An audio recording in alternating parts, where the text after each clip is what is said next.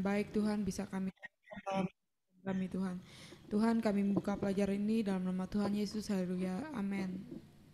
Amin. Amin. Amin. Pak, sebelum mulai saya mau infokan Pak, ada Agape sama Anis sedang pergi ke dokter kandungan, jadi mereka izin. Anton mungkin sebentar lagi akan masuk Pak, sama Pak David nanti. Baik. Oke Pak, selanjutnya saya serahkan kepada Bapak. Baik.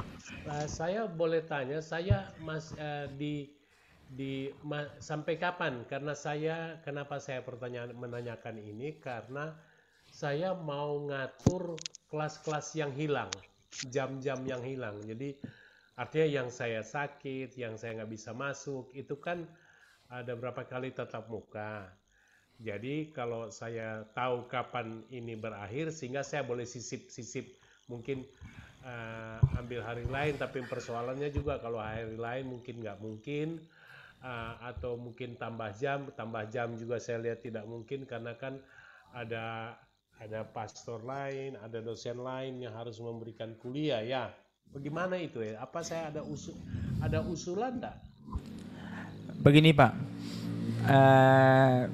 satu pembelajarannya itu memang kalau secara waktu memang sampai Desember kan Pak, awal Desember kemungkinan. Puji Tuhan. Nah setelah itu murid kan akan diutus, jadi ada yang murid yang masih belajar online juga kan, kedua itu. Ya. Ketiga, kalau seandainya Bapak memang mau mengejar ada beberapa, kira-kira berapa pertemuan Pak? Karena bisa diatur mungkin di jam 3 sore gitu. Let's say saya itu kan kehilangan ada sekitar 1, 2, ada sekitar 3 kelas saya kehilangan. Kalau tidak salah ya. Oke Pak, kalau memang 3 kelas, kalau Bapak bersedia, itu dari hari Senin, Selasa, Rabu, itu jam 3 sore bisa Pak. Mungkin kalau Senin, Bapak... Selasa, Rabu, 3 sore minggu depan ya? Ya. Oke. 3 sore mungkin saya ambil 1 jam sampai 4, Senin, Selasa, Rabu. Ya boleh. Ya 3 hari aja kan Pak yang ketinggalan. Ya. Baik. Oke. Saya rasa oke Pak. Ya. Berarti nanti saya akan kirimkan jadwalnya ke grup lagi saya akan broadcast lagi supaya mengingatkan kembali. Iya, terima kasih. Oke. Thank you Pak. Saya persilakan lagi Pak. Ya. Teman-teman ya, adik-adik sekalian, saya mendengar tadi bahwa kalau tidak bulan Desember, tidak bulan Januari, Anda akan dilaksanakan pengutusan. Begitu ya, benar ya pengutusan ya? Ya, Pak, benar. Nah, kalau pengutusan itu berarti kan secara harafiah kalian itu akan dalam tanda petik disuruh pergi, go out, disuruh pergi, ya. Jadi disuruh pergi ini adalah sebenarnya dalam pekerjaan Tuhan, ya. Anda nggak usah takut dan gentar, ya. Kalau saya tidak salah baca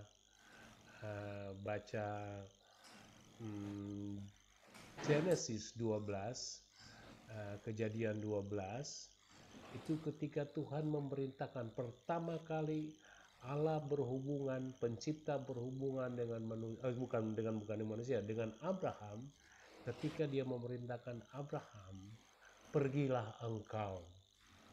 Ya toh? Pergilah engkau. Jadi bisa yang dibutuhkan buat adik-adik lah kepatuhan. Kepatuhan, tidak gentar, tidak usah berpikir bagaimana saya akan hidup, karena Tuhan akan memelihara engkau.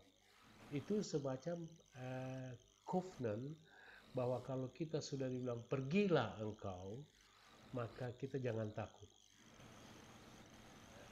Nah, ada berapa kisi-kisi.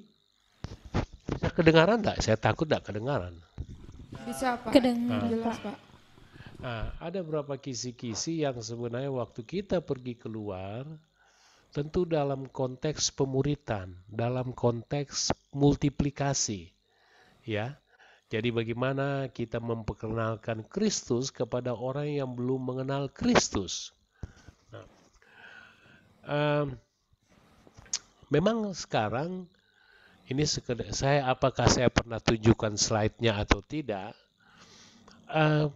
Kalau kita lihat data seluruh orang Kristen di dunia itu, ya, seluruh orang Kristen di dunia itu adalah 31% dari seluruh populasi di dunia.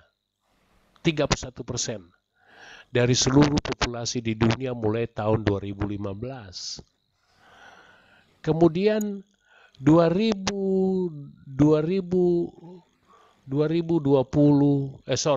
dari 2010, 2015, 2020 belum, tapi 15 tahun terakhir, begitu saja. 15 tahun terakhir, tahun 2005, 2010 kalau tidak salah. Nanti saya kirim slide-nya. Itu jumlah orang Kristen itu tetap bertahan di atas, namun juga agama lain mengalami kenaikan demi kenaikan.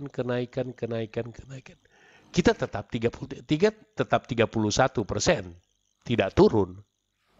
Tetapi di tempat lain bertambah, itu menunjukkan bahwa kita sudah seperti kita sudah puas dengan apa yang kita miliki sebagai orang Kristen. Mungkin dimanja oleh tempat di mana kita berada, ya, sehingga kita tidak lagi menjadi misionaris yang militan, ya, misionaris yang militan. Tapi terlebih daripada itu, kita sudah nyaman dengan situasi gereja kita. Sudah nyaman dengan situasi gereja, ada kebaktian yang menarik, ada puji-pujian yang menarik, liturgi yang menarik, semua menarik dengan lampu-lampu yang kilau kemilau, ya. Sehingga kita lupa yang diperintahkan Yesus pada Matius 28. The Great Commission. Multiplikasi, jadikanlah seluruh bangsa menjadi muridku. Nah, kita hampir lupa itu. Nah, ini kan bagian pengutusan itu adalah bagian melakukan pemuritan. Di dalam pemuritan itu, Anda jangan khawatir. Lihat pesan-pesan Musa terhadap Joshua. Nah, itu baca Joshua 8 itu. Sepanjang kita berpegang pada firman yang ditetapkan, pada iman yang kita pegang, Tuhan akan menyertai engkau. Saya kira itu pendahuluan saya sebelum saya mau share, karena saya berpikir kelas ini ada kelas bukan sekedar memberikan pengetahuan, tapi kelas ini juga sebenarnya adalah kelas untuk secara rohani kita menjadi semakin dewasa, secara rohani kita semakin tahu bahwa banyak hal yang kita nikmati di gereja sekarang ini kita tidak sadar kita sudah hidup nyaman, ya. Ya, kayak di Manado, ya. Di Manado kita nggak beribadah kan tidak dikejar-kejar. Mayoritasnya di kota Manado masih Kristen, Sulawesi Utara juga masih Kristen. Jadi kita nyaman-nyaman aja. Nah, tapi kita lupa bahwa kita harus menjadi misionaris yang militan. Nah, persoalan dengan gereja saat ini adalah pemuritan kita jangan pemuritan kepada orang yang sudah menjadi anggota gereja. Kita pemuritan itu harus kepada orang yang belum mengenal Kristus. Nah, kalau adik-adik satu saat akan menjadi pimpinan gereja atau mau mulai melakukan church planting, nah, itu ingat bahwa program-program gereja selain menumbuhkan iman, tetapi juga program-program gereja itu harus mengutus. Nah, seperti ini, pengutusan. Ya, baik, adik-adik, saya merasa sangat tidak enak. Saya merasa bersalah karena minggu lalu itu saya benar-benar pening. Saya juga tidak tahu apakah masih ada pengaruh dari obat yang saya minum-minum. Tapi puji Tuhan saya dalam minggu ini, dan minggu ini memang sangat berat. Setiap malam saya harus ikut kuliah jam 6 sampai jam 11 hitungannya malam, sampai ini hari terakhir. Tetapi di saat yang sama saya harus mempersiapkan materi untuk besok Sabtu. Ada semacam care group cell. Kemudian saya harus mempersiapkan juga materi sharing firman untuk hari Minggu di gereja di satu desa yang jauh dari Manado. Ya, itu semua bagian dari Tuhan masih memberikan saya kesempatan, dan Tuhan masih memberikan saya kemampuan. Saya bukan tipe seorang yang kelihatan gerejani sekali, tetapi saya hanya minta pada Tuhan dengan kemampuan yang saya ada, saya boleh melayani Tuhan. Ya. Paling tidak bisa mengajar, karena jadi pendeta susah loh. Jadi pendeta susah. Ya. Baik, saya mau mulai dengan kalau kemarin kita bicara soal kitab Genesis, nah sekarang kita Kejadian ya. Sekarang kita bicara dengan kitab Exodus, Keluaran. Ya. Jadi kalau di zaman 70-an tuh ada grup-grup band itu yang menamakan seperti Genesis, ada ya. Kebetulan aja mereka suka pakai nama itu. Ada lagu yang diberi judul Exodus ya, Keluaran. Nah, itu tidak ada kaitan dengan Alkitab, tapi mereka hanya pakai namanya. Namun kita dua minggu lalu kita bicara soal Genesis, Kejadian. Yang harus kita ingat dari kitab Genesis, jangan sampai kita lupa, bukan soal ciptaannya.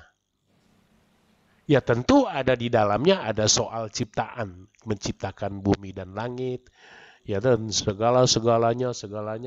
Tetapi yang paling penting dari Genesis, dari Kejadian itu adalah mengenai pencipta itu sendiri, mengenai Tuhan itu sendiri, yang memaklumatkan dirinya ya untuk menciptakan manusia segambar dan serupa dengannya. Jadi memaklumatkan dirinya ya.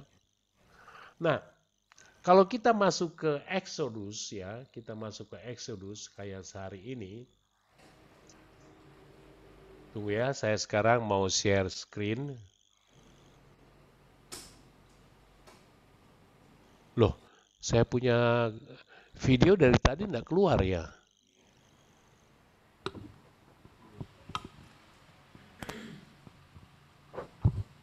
Di share screen kayak biasa dulu, Pak. Ini saya lagi cari. Ini.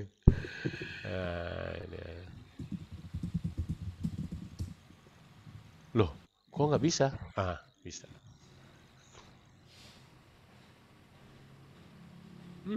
Kok ini yang keluar?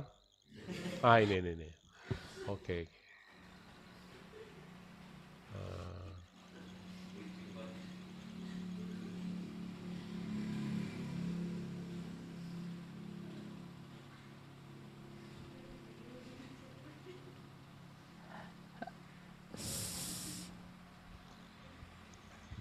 Bisa kelihatan?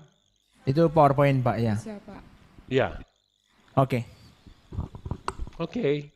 Nah, dalam kitab Exodus itu, kitab Keluaran, itu kan bercerita mengenai bagaimana Tuhan memulai satu perencanaannya, memulai menjalankan rencananya di bagian dan merupakan bagian dari janji dari karya penyelamatan Tuhan itu ketika bangsa Israel itu keluar dari Mesir. Ingat, bangsa Israel pada waktu itu berjumlah 2 juta orang. 2 juta orang itu sama seperti orang Sulawesi Utara sekarang. Orang Sulawesi Utara itu jumlahnya kecil loh, 2 juta. Di samping pulau ujungnya itu kecil, jumlahnya juga cuma 2 juta. Lalu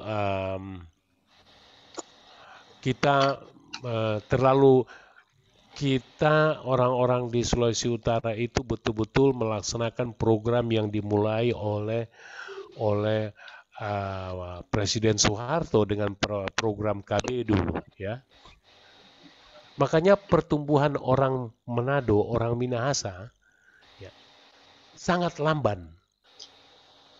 Terakhir-terakhir ini 10 tahun, 15 tahun terakhir ini mulai didengung-dengungkan. Beranak baik dalam satu pernikahan di mana para pejabat itu hadir, sering secara bergurau pejabat itu kalau memberikan sambutan dalam perkawinan itu menyatakan beranak pinaklah kalian, ya. Karena orang Manado, orang Sulawesi Utara, program KB itu sangat melekat sehingga orang Manado tuh anak-anaknya tuh di zaman mulai 70-an, 80, 90 itu cuma 21. Sementara pendatang yang datang di Sulawesi Utara itu anaknya 5, 4. Nah, yang banyak justru pendatang dalam arti yang sempit yang saya maksudkan pendatang artinya orang yang betul-betul satu bukan dari Sulawesi Utara, yang kedua memang di dalam mempunyai keyakinan yang berbeda dan mereka bertumbuh dengan pesat. Ini saya bilang pada adik-adik tanpa merasa canggung, saya harus mengatakan pada satu sisi program KB itu berhasil di Sulawesi Utara menekan laju pertumbuhan. Tapi pada sisi lain, orang Sulawesi Utara sendiri itu tidak bertambah secara signifikan, tapi pendatang yang datang ke Sulawesi Utara bertambah secara signifikan. Ya. Nah, 2 juta orang itulah gambaran mengenai 2 juta orang. Jadi kalau besok kalian sudah menikah, saya sarankan ya bicara dengan istri atau suami untuk punya anak lebih banyak lagi, ya. Jangan khawatir, Tuhan memelihara. Kemudian di dalam Exodus ini Moses ceritanya, Moses itu adalah figur orang yang melihat banyak mujizat dibandingkan dengan Abraham, Isaac dan Yakub. Ayo, kira-kira kenapa Moses itu dikatakan melihat banyak mujizat? Siapa yang bisa sebutkan satu persatu mujizatnya?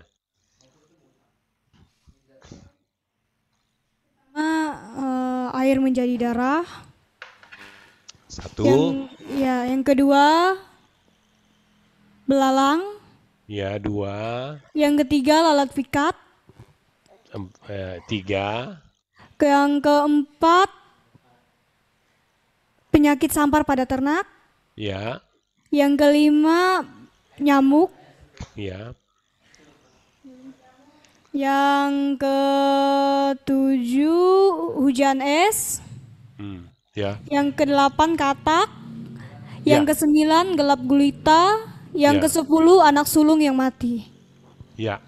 Nah, selain itu ada mujizat lain kan, kehidupan Moses dimulai dari waktu dia kecil pun terselamatkan di Sungai Nil, ya.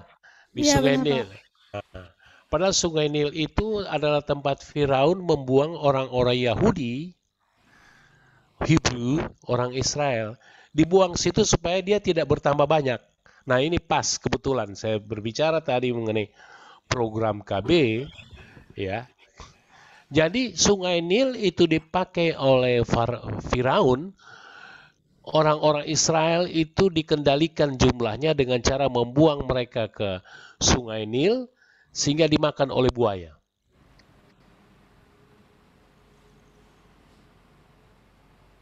Jadi semacam population control kependudukan, ya. supaya jumlahnya tidak bertambah, ya dibuang aja ke sungai Nil, dimakan oleh krokodil.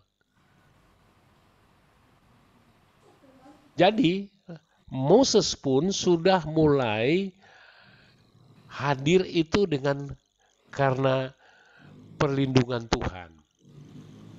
Kemudian ada lagi nggak yang masih bisa temukan ya? Yang mujizat-mujizat yang saya bilang selain ke-10 tadi, plague and pestilence. Bahasa Inggrisnya plague and pestilence. Ada, Pak. Ya, sebut aja siapapun, sebut saja. Seperti terbelahnya laut Teberau, Ya, terus mujizat saat air jadi manis, ya, terus yang mujizat air yang keluar dari gunung batu, ya. selanjutnya yang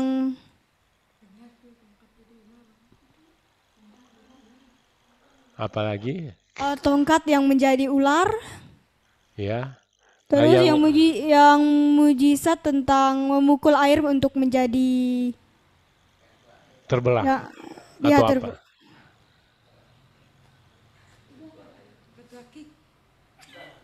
Terus mujizat tentang tangan yang kusta. Ya.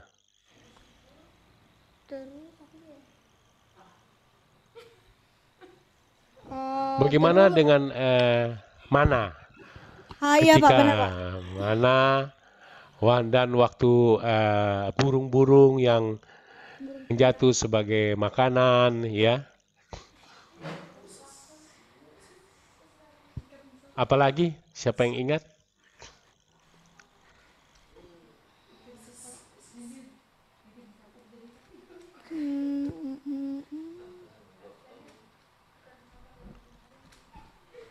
Oke, artinya begini ya, tidak apa-apa kan, itu pun sudah sangat baik adik-adik mengingat semua.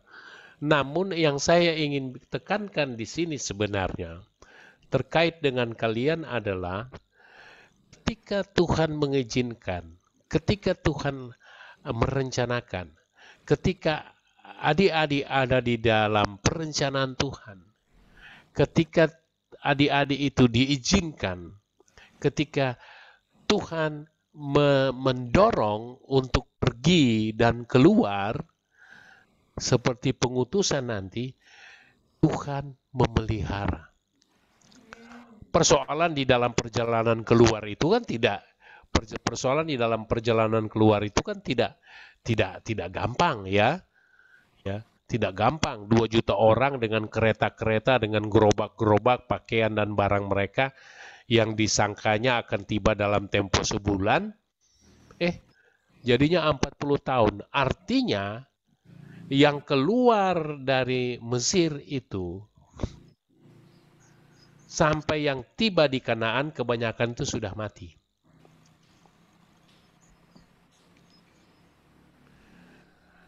Adik-adik bisa berpikir enggak? Sebenarnya apa rencana Tuhan di balik membiarkan yang dari Kanaan, yang dari Mesir itu kebanyakan sudah mati ketika masuk ke tanah perjanjian? Bisa bayangkan enggak? Apakah bagian dari, kita tidak akan mengerti rencana Tuhan, tidak. Tetapi kita belajar apa di balik peristiwa itu? Bahwa kebanyakan yang keluar dari Mesir itu, dari Gosen ya, Gosen itu kan wilayah yang dikasih Firaun kepada orang Israel untuk ditempati, dan keluar dari Mesir, kemudian mereka itu kebanyakan sudah mati selama 40 tahun jalanan sampai, jadi yang tiba di Kanaan itu tinggal bisa dihitung dengan jari yang memang asli dari Mesir. Ada nggak yang bisa ditangkap pelajaran dari peristiwa ini? Ada Pak. Ya, kira apa itu misalnya? Orang Israel bersungut-sungut dengan Tuhan, Pak. Amin. Apalagi?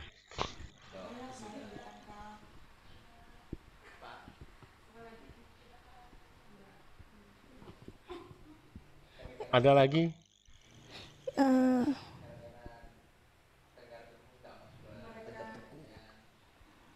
Kalau ada nggak apa-apa, sampaikan aja. Yang nggak mendengar perintah dari Tuhan, Pak, sakit Ya. hingga ya. Ya, ya. Jadi sebenarnya pelajaran yang kita ambil yang ditunjukkan di dalam Exodus, mulai 2 juta orang ini keluar dalam tempo 40 tahun itu dalam perjalanan sampai masuk di tanah perjanjian hanya berapa orang saja, ya. Artinya yang masuk itu sudah merupakan generasi baru. Itu sudah new generation dari bangsa Israel yang keluar di perbudakan.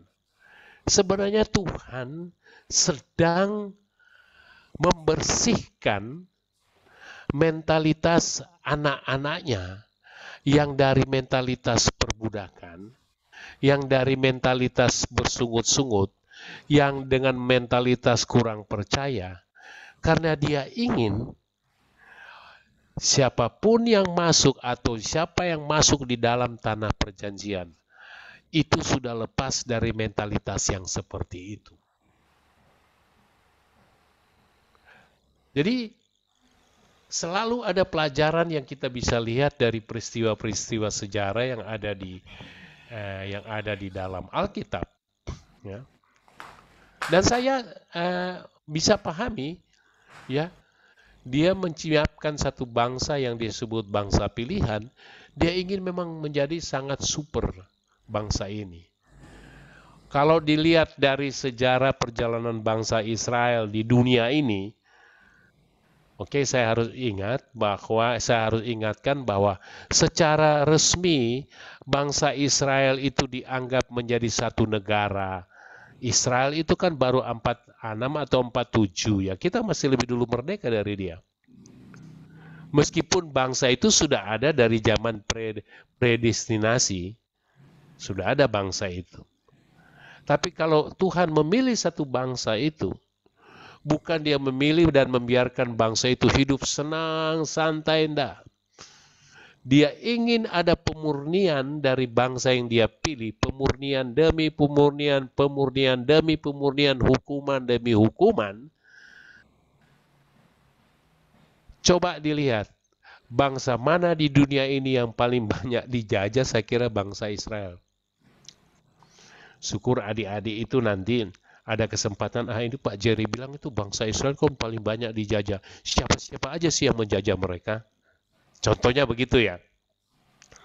Mulai dari Mesir, ya, kemudian ketika mereka sudah dalam bentuk kerajaan, di dalam pengasingan yang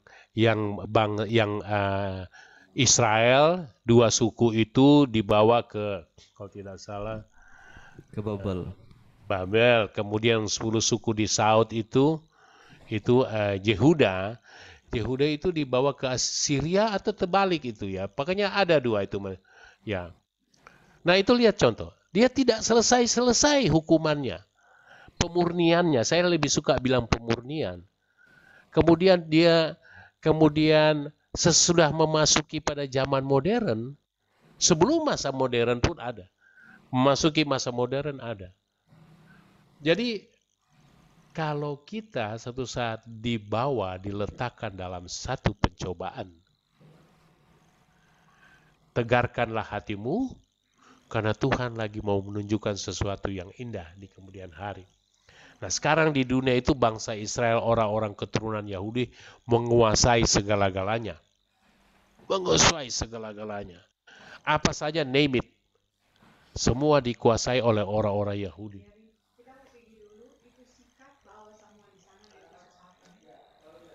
Ya, baik. Ya, istri beritahukan akan keluar rumah, jadi pintu dikunci dan sebagainya. Nah, oke, saya lanjut, ya. Itu banyak yang saya berikan penjelasan. Kemudian kita lihat dari original Hebrew, artinya mengenai Exodus sebenarnya adalah nama-nama dari orang. Exodus itu adalah nama-nama orang yang keluar. Nama-nama dari orang yang keluar. Dari Greek, bahasa Yunani itu ex itu kan keluar. Bodos itu jalan. Jadi atau Dos Way, jalan keluar. Mereka keluar. Tapi the whole event, ya, seluruh peristiwa di dalam Exodus itu ada peristiwa bagaimana pembentukan satu permulaan dari pembentukan satu nationality atau nasionalitas daripada bangsa Israel yang kemudian berakhir pada 46 atau 47 Israel merdeka. Tapi sebagai bangsa dia sudah ada duluan. Sebagai bangsa, sebagai negara yang saya sebut itu 46, 47, kita aja duluan merdeka dari dia. Tapi lihat dia majunya luar biasa, perkasanya. Bangsa negara Israel sekarang itu persenjataannya lebih baik dari Amerika, cuma dia tutup-tutupin aja. Gitu. Kemudian sebenarnya pada Exodus ini dari segi spiritual mau tunjukkan bahwa Tuhan yang mereka percayai adalah Tuhan yang punya kuasa dan kemampuan melebihi dari Tuhan-Tuhan yang ada di Egypt, yang ada di Mesir.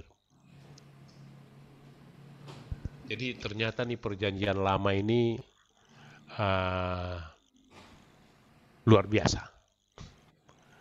Saya kebetulan saya punya disertasi karena saya sekolah di S3 untuk leadership, ya, kepemimpinan di HITS, dan saya tidak punya background teologi, ya.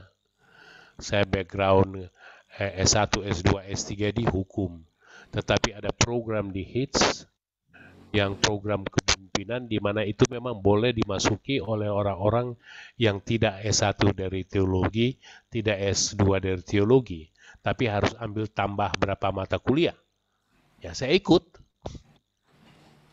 Seumur hidup saya itu sejak saya tahu aja, saya berkuliah sampai saya selesai kuliah, saya dosen seumur hidup.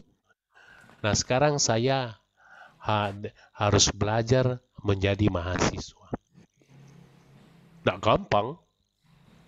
Saya sudah terbiasa dalam satu peran di mana orang dengar terus saya selama bertahun-tahun, dari katakanlah saya jadi dosen itu ketika masih mahasiswa, itu dari tahun 84, itu sudah dosen saya. Sampai hari ini jadi dosen, tapi artinya mengajar, tapi kemudian saya memilih untuk jadi mahasiswa di HITS, itu bukan persoalan gampang. Saya ingat istri saya bilang, Jerry, kamu sekolah ini, saya percaya kamu akan selesai. Karena dia sudah tahu bagaimana kalau saya belajar. Dia sudah tahu saya terbiasa dengan kehidupan di kampus.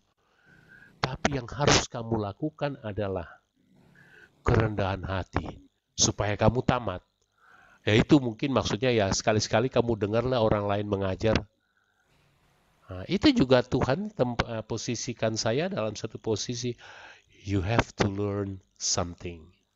Kamu harus belajar sekarang untuk mendengar. Selama ini orang mendengar kamu, tapi sekarang kamu harus mendengar, belajar harus mendengar.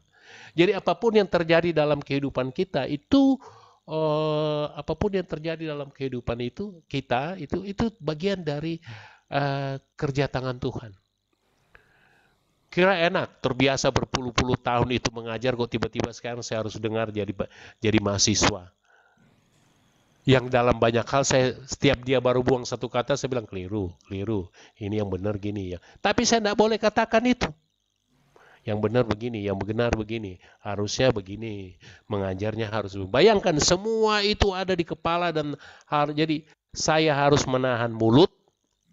Saya harus menahan pikiran, jangan liar kemana-mana. Dan saya harus menekan suara hati dalam pengertian tidak dengan cepat menjudge. Ya. Jadi begitu juga mungkin adik-adik pada satu kondisi tertentu biasa juga memimpin kelompok, tiba-tiba dalam satu saat dijadikan anggota kelompok. Ya, that's the part of your journey. Itu bagian dari perjalanan hidup kita menjadi seorang pemimpin. Ya. Jadi kembali pada perjalanan bangsa Israel dengan up and down, dengan hidup di bawah pengasihan, dengan hidup di bawah penjajahan. Di zaman modern ini yang paling parah adalah ketika dia dibantai oleh Nazi. Jadi lots of something to be learned, banyak hal yang bisa kita pelajari dari sejarah bangsa Israel dan penyertaan bangsa Israel di dalam kitab-kitab perjanjian lama. Saya lanjut ya. Ya Pak. Nah ini, the book of Exodus. Genesis berhubungan dengan pre-kehidupan. Buku Kejadian itu kan berhubungan dengan pre-kehidupan. Dari sebelum kehidupan manusia itu ada, kehidupan dunia sudah ada, tapi kehidupan manusia itu kan baru dimulai dari Adam dan Hawa. Dan dipercayai antara masa kejadian dijadikan langit dan bumi dan segala isinya sampai pada manusia dipercaya itu ada ratusan ribu tahun. Makanya termasuk berhubung dengan pre-kehidupan. Sudah ada kehidupan secara alamiah, tapi kehidupan manusia itu kan baru Adam dan Hawa. Makanya disebut berhubungan dengan pre-kehidupan. Dan Exodus. Ya. Dan Exodus. Makanya Exodus ini itu banyak yang dirujuk ke depan pada kitab Genesis. Kemudian yang hebatnya adalah Moses, karena ini bicara Exodus, Moses itu kan kita percaya bahwa kitab 5 kitab pertama ditulis oleh Moses, ya toh? Oleh Musa. Nah, di sini dikatakan dalam kitab Exodus itu Moses itu mulai mengumpulkan cerita-cerita mengenai keturunan dari bangsa-bangsa Israel ini, suku-suku Israel. Ya. Jadi ada genealogis keturunan-keturunan mereka, keturunan dan juga mengenai nenek-nenek moyang mereka. Itu semua Moses yang tulis. Meskipun kelompok liberal ya, kita kan kelompok Injili lah. Ya toh, kelompok liberal bilang itu nggak mungkin Moses yang menulisnya.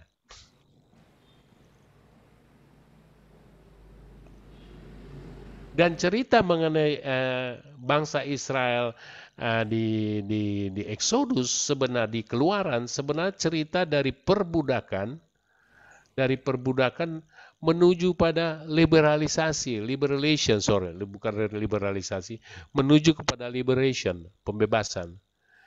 Ini Naomi susah, nggak bisa muncul ya wajahnya. Mana Naomi? Naomi?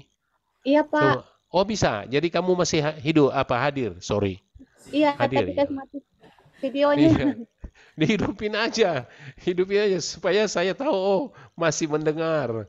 Dihidupkan saja ya. Ya. Iya. Ya, oke. Nah,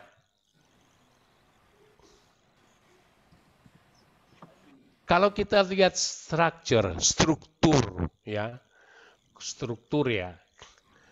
Kita lihat struktur yang ada di dalam kitab Exodus itu mulai dari bab 1 sampai bab 18.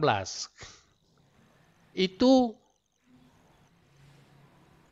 bagaimana menceritakan bergeraknya bangsa Israel dari Gosen. Gosen itu wilayah yang diberikan oleh Firaun kepada Yosef dan keturunan-keturunan, yaitu kemudian kita kenal bangsa Israel. Nah, dari Gosen inilah ya mereka bergerak keluar dari Mesir, makanya disebut cerita mengenai pergerakan bangsa.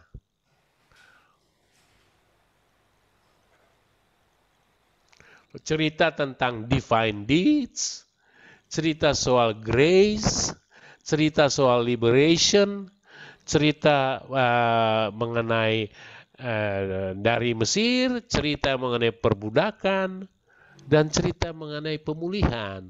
Ya, coba adik-adik mulai berimajinasi ya. Saya selalu mengajar mahasiswa saya harus mulai berimajinasi. Jangan, artinya kita keluar dari kotak. Kita keluar dari kotak yang terbiasa dibatasi sehingga kita tidak mencapai tingkat optimal dari kemampuan otak kita. Kita keluar dari kotak untuk mulai mereka-reka, mulai membayangkan, mulai mengimajinasi, mengembangkan imajinasi kita. Yang divine deeds itu kayak apa? Cari di Google, divine deeds itu kayak apa? Siapa itu? Enggak apa-apa, cari di Google. Siapa apa? Divine deeds kayak apa? Anak-anak tidak bisa pegang HP Pak, jadi divine deeds itu mereka butuh terjemahan ke bahasa Indonesianya Pak. Aduh, sorry. Iya Pak, karena ini kalau kelas. Maksud saya itu sebenarnya dicari divine itu apa, deeds itu apa, baru coba kita imajinasikan. Nah, itu maksud saya sebenarnya. Cari di HP, itu maksud saya. Boleh pakai HP nggak di kelas? Nggak boleh, Pak. Oh, nggak boleh. Sorry. Perbuatan ilahi, Pak. Nah, puji Tuhan. Ya, nah, saya ada sebuah film, meskipun ini film sekuler ya, film sekuler itu mengenai Bohemian and Rhapsody. Itu kebetulan saya tidak mengajarkan apa yang dia lakukan, tapi ada perkataan di situ, good thought, good heart, good deeds. Berpikir dengan baik, berpikiran yang baik, hati yang baik, dan berbuat yang baik. Jadi deeds ini, jadi di dalam struktur bab 1 sampai bab 18 itu cerita bagaimana kuasa ilahi itu bekerja pada bangsa ini. Wah, saya membayangkan bagaimana enaknya hidup itu ya. Cuma tidur, mandi, makan, jalan. Capek memang. Kemudian di dalam perjalanan itu ada perkelahian, ada ya tentu ada perkelahian, ada yang mungkin yang sampai mati, tapi kita tidak takut dengan berpikir, saya makan apa? Siapa yang melindungi waktu saya tidur? Kalau saya jalan malam, siapa yang menunjuk jalan saya? Itu betul-betul Tuhan memelihara kehidupan bangsa Israel. Ya. Grace, ya, ada kasih karunia, ada blessing, ada berkat yang tidak pernah putus. Sebenarnya kita kan begitu juga. Kita mengalami divine deeds, ya, perbuatan-perbuatan ilahi. Gitu. Kita menerima berkat, kemurahan, kasih karunia, kita juga. Liberation, pembebasan. Kita dibebaskan dari hukum-hukum Musa. Hanya cukup percaya kepada Kristus dan mengasihi Dia, lalu kita memperoleh keselamatan. Tidak dengan harus menerapkan aturan-aturan hukum agama. Itu liberation dalam konteks saat ini pada kita. Dari perbudakan, satu tanah, satu wilayah, satu masa di mana kita itu menjadi budak dosa, ya, dan kemudian mendapat pemulihan. Jadi cerita mengenai bangsa Israel adalah cerita gambaran mengenai umat manusia secara umum.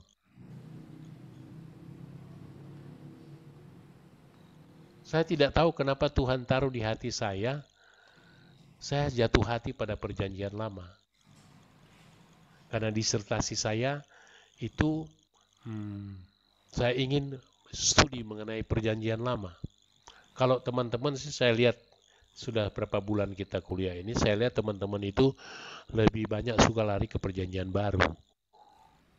Tapi Tuhan taruh pada saya, di hati saya, itu perjanjian lama. Lah, apa yang saya mau tulis dalam perjanjian lama mengenai leadership, mengenai kepemimpinan, saya juga belum tahu. Tapi saya tahu Tuhan akan pimpin saya.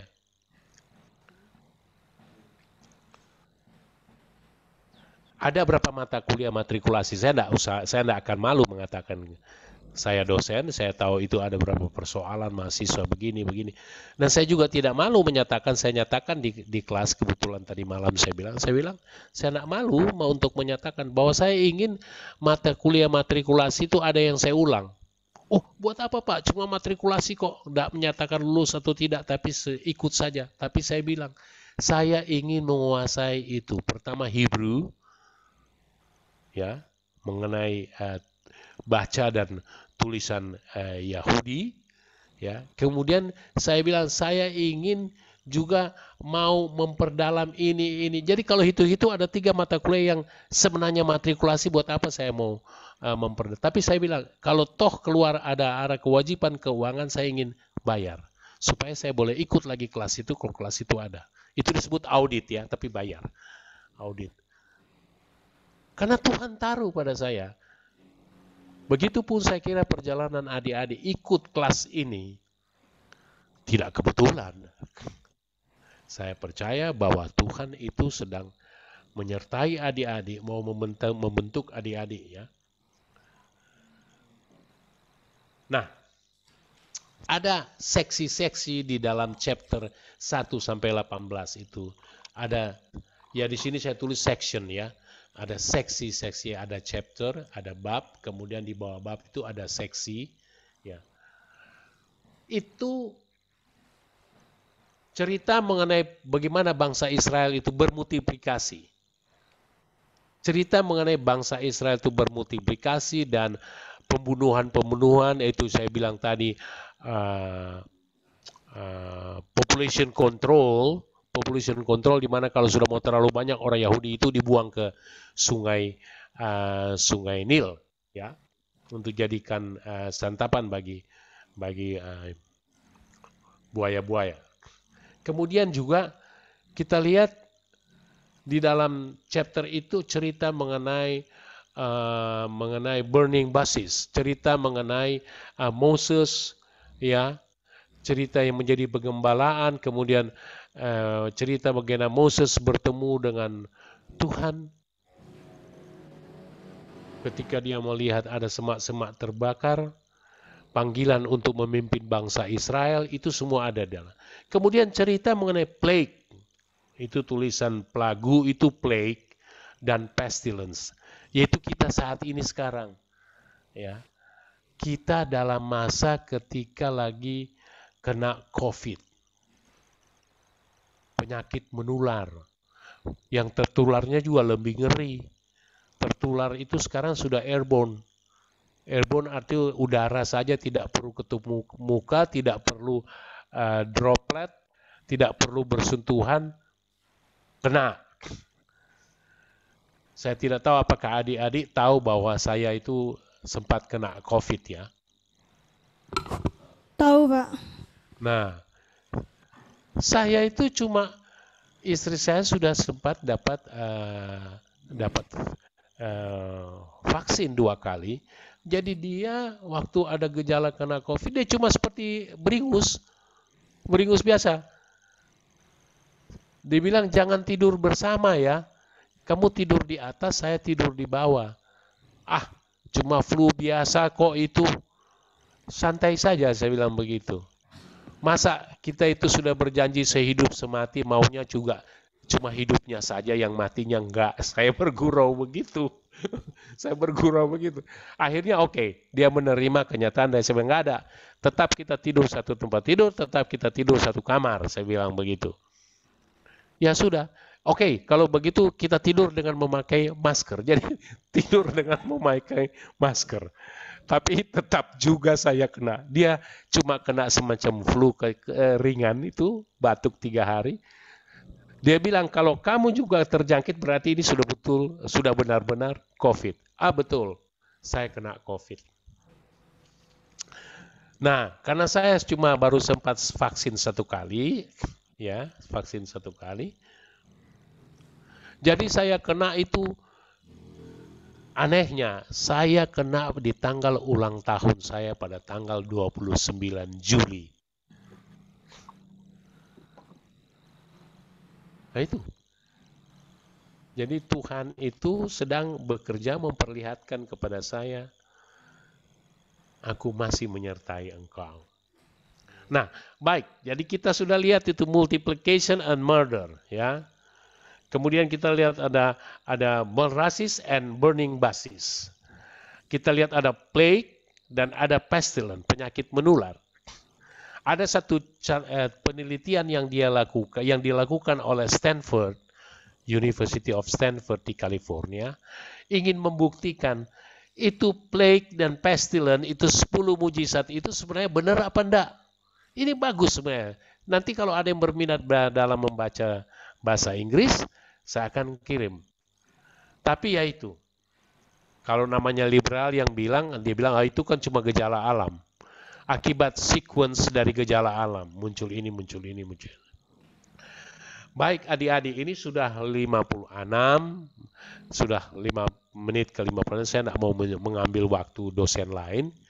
Adakah sesuatu di akhir kuliah ini yang mau disampaikan oleh moderator atau pengelola? Silakan. Mungkin ada yang mau ditanyakan dulu dari murid-murid atau tanya aja apa saja. Naomi ada yang mau ditanyakan? Naomi juga yang di Zoom. Tidak, Pak. Pas. Di sini ada yang mau ditanyakan di ruang kelas? Silakan. Ya. Oke, kalau nggak ada mungkin dari Pak Jo ada yang mau ditambahkan, Pak? Nggak ada, terima kasih. Oke, kalau nggak ada mungkin saya rasa sampai kita lanjut minggu depan berarti Pak ya? Ya. Ya. Dan saya boleh dapat jadwal untuk mengisi kekurangan kelas saya ya. Ya, itu jam 3 Senin, Selasa, Rabu ya. Ya, jam 3 waktu Indonesia bagian barat, nanti di bagian Bapak jam berapa mungkin jam 4 sore. Ya. Oke, Pak. Mungkin itu saja, kalau nggak ada pertanyaan kita akhiri kelas ya Pak ya. Kita berdoa. Ya. Oke, silakan berdoa. Ya baiklah, mari kita dalam doa. Kembali ya Tuhan, kami mengucap syukur Tuhan atas penyertaan-Mu Tuhan. Sampai hari ini Tuhan kami sudah menyelesaikan pelajaran kami Tuhan. Kau berkati hamba-Mu Pak Jerry yang telah mengajar kami Tuhan. Kau tambahkan hikmat berkat kepadanya, kesehatan bagi keluarganya Tuhan. Kepada hamba-Mu Pak Jerry juga Tuhan. Dan Kau berkati kami tempat ini Tuhan. Tuhan, kami menutup pelajaran ini hanya di dalam nama Tuhan Yesus. Kami berdoa mengucap syukur. Haleluya. Amin. Amin. Amin. Terima kasih ya banyak, Pak. Ya, sama-sama. Tuhan memberkati. Sampai ketemu lagi Pak minggu depan. Tuhan berkati. Ya, see you next week. Bye. Ya, kita akan masuk kelas Pak